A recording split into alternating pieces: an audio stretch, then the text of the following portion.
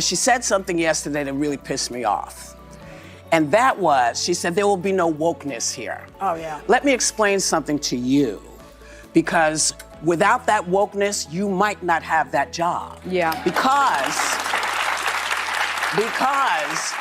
women were not invited to that table. Mm-hmm. Women were not invited to many tables in this nation. The reason we fought and busted our behinds to make sure that you didn't have to worry about this. And now to hear you talk about it and to hear anybody talk about the wokeness was put in place for a reason. Because black people couldn't get into colleges.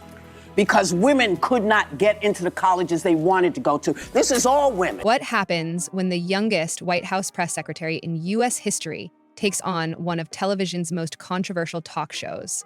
Sparks fly, narratives unravel, and a rare moment of accountability unfolds live on air. Karoline Leavitt's showdown with The View didn't just challenge the host's comments. It exposed the glaring double standards in how conservative women are treated by the media. Let's dive into the fiery exchange that left Whoopi Goldberg speechless and Joy Behar scrambling. For years, Whoopi Goldberg has been the dominant force on The View. Her sharp commentary and quick comebacks have made her a fixture of daytime television. But her approach has also drawn criticism for shutting down opposing viewpoints and bulldozing over guests who don't align with her left-leaning ideologies. This episode was no different, at least at first.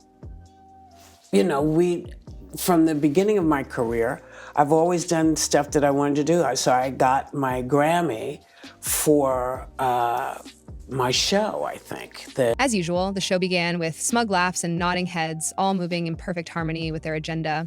But when Karoline Leavitt became the topic of discussion, things took an unexpected turn. Whoopi, confident as ever, leaned back in her chair and prepared to deliver her usual takedown. What she didn't anticipate was how quickly the narrative would slip out of her control. And then came Joy Behar's remark that set social media on fire. Joy Behar wasted no time in making her feelings about Karoline Leavitt known. I think she's probably been put in there because, according to Donald Trump, she's a 10. To be as strange a child as I was in with the right people, because The comment was met with nervous laughter from the audience, but sparked immediate backlash online. Critics were quick to point out the hypocrisy. Behar, a self-proclaimed feminist, had just undermined a young woman's accomplishments by focusing solely on her looks. Social media erupted with users calling her remarks disgusting and anti-woman. One commenter wrote, "Joy Behar claims to support women, but tears one down because she doesn't agree with her politics." But Joy wasn't alone in her criticism. Whoopi soon joined in. 25 years ago when I wrote this, I was going through menopause, and I thought, none of the superheroes look like anyone that looks like me. And I didn't understand why I could not be saving the world too. Whoopi Goldberg took aim at Karoline Leavitt's anti-wokeness stance during her first press briefing. With her trademark smirk, Whoopi declared, "Without wokeness, you wouldn't even have this job."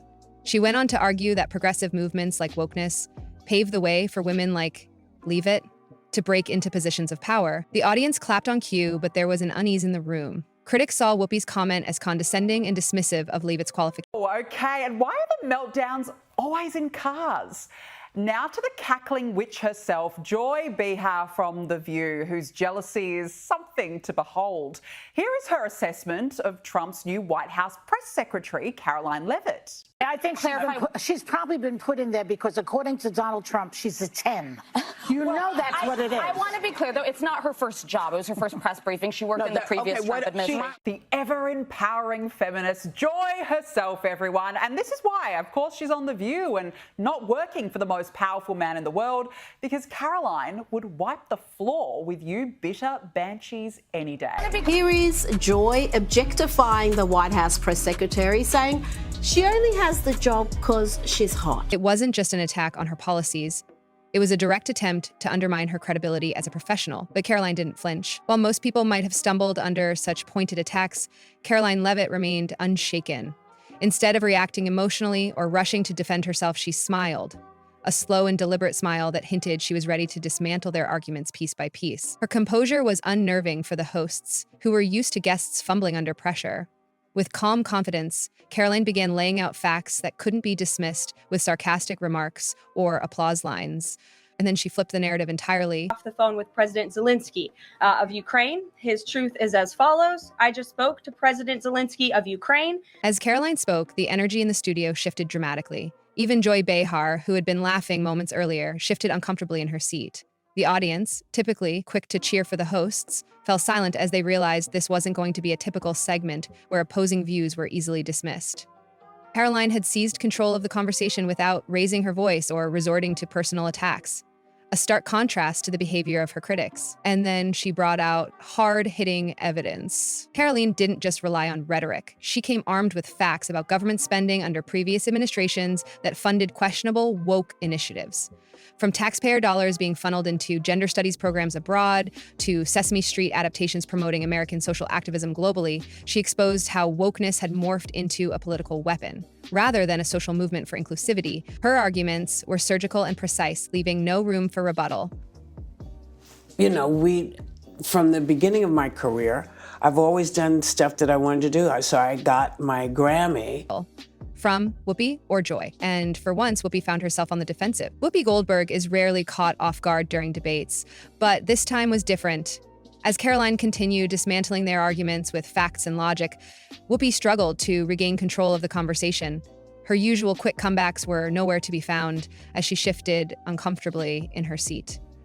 It was clear that Whoopi hadn't expected this level of preparation from someone she had so easily dismissed moments earlier. And then came the audience's reaction. I want to take a moment to go through some of these extraordinary actions. On day one, President Trump declared a national emergency at our southern border. The audience, typically a reliable source of support for The View's hosts, sat frozen in silence during Karoline's rebuttal. Even those who might have agreed with Whoopi or Joy seemed unsure how to respond as they watched their narrative unravel live on air. This wasn't just another heated debate. It was a rare moment where The View's control over public perception slipped. And it led to something unprecedented. For possibly the first time in her career, Whoopi Goldberg was left speechless on live television. She opened her mouth to respond, but quickly shut it again when no words came out. The usual smirk was gone. Instead, there was visible discomfort as she realized she had backed herself into a corner. Even the camera crew seemed unsure how to handle the moment. Should they zoom in on Whoopi's stunned expression or cut away? But by then it was too late. Karoline Leavitt walked into The View expecting criticism, but what unfolded was far more significant than a simple debate about wokeness or qualifications. I just spoke to President Zelensky of Ukraine. The conversation went very well. He, like President Putin, wants to make peace. We discussed a variety of topics having to do with the war. By staying composed and presenting undeniable evidence, she not only defended herself, but exposed the double standards and hypocrisy often leveled against conservative women in media. This wasn't just a win for Karoline. It was a moment that forced viewers to question how narratives are shaped and who controls them. Karoline Leavitt's clash with The View wasn't just another political debate. It was a turning point that revealed deeper issues within media discourse today. It exposed how powerful platforms can manipulate narratives and what happens when someone refuses to play along. What do you think? Did The View cross a line, or did Karoline simply outsmart them? Let us know your thoughts below.